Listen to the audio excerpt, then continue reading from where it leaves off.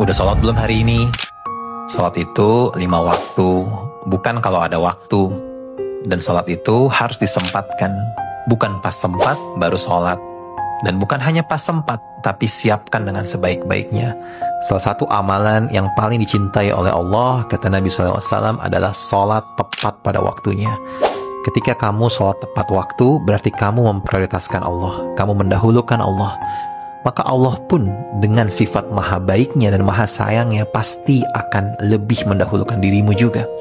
Kan Allah bilang, kalau kamu mendekat kepadaku dengan sejengkal, maka aku akan mendekat kepadamu sehasta.